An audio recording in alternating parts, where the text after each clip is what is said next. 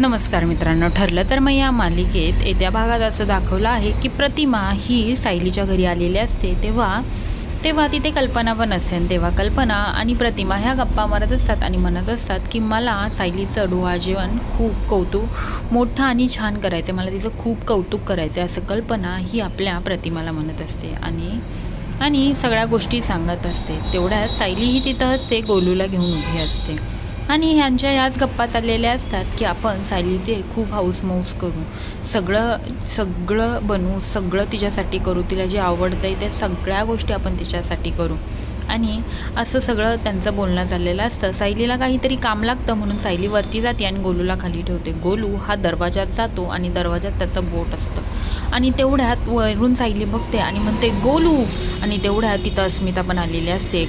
जर चुकून जरी दरवाजा लागला असता तर गोलूचं बोट हे दरवाजात अडकलं असतं आणि हे सगळं बघून अस्मिता खूप चिडते। अस्मिता म्हणते माझ्या गोलूवर ह्या घरात लक्ष द्यायला कोणच चांगलं नाही आहे, मला त्याच्यासाठी कोणतरी चांगलं बघितलं पाहिजे की जे त्याच्यावर चांगलं लक्ष ठेवेल। आणि हे सगळं आता आपल्या सायलीच्या डोळ्यासमोर झालेलं असतं, त्यामुळे सायली खूप जास्त अपसेट झालेली असते। ती अर्जुनला म्हणते की आज जरा गोलूकडं पाहिला माझं दुर्लक्षच झालं, मी आपल्या बाळाला नीट पाहू शकेल ना, मी एक चांगली आई बनू शकेल ना, असे सगळे प्रश्न तिच्या मनात उभे असतात। आणि आता आपली सायली खूप अशी निगेटिव्ह झालेली असती बाळाच्या बाबतीत। अर्जुन तिला समजवतो असं नाही ग सायली, कधीतरी अशा गोष्टी होत राहतात, एवढं काही मनावं नाही घ्यायचं, असं सगळं तो सायलीला सांगत असतो। पण सायलीच्या मनात ते पक्कं बसलेलं असतं की मी खरंच एका बाळाला चांगलं सांभाळू शकेल का। आणि इकडं प्रियाचा प्लॅन रेडी झालेला असतो। प्रिया म्हणते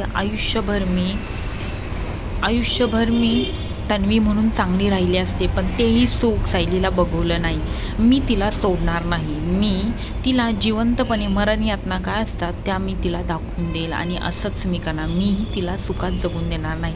हे सगळं ती नागराजला सांगत असते। आता खरं ही प्रिया अजून काय करणार आहे ते पाहण्यासाठी विसरू नका।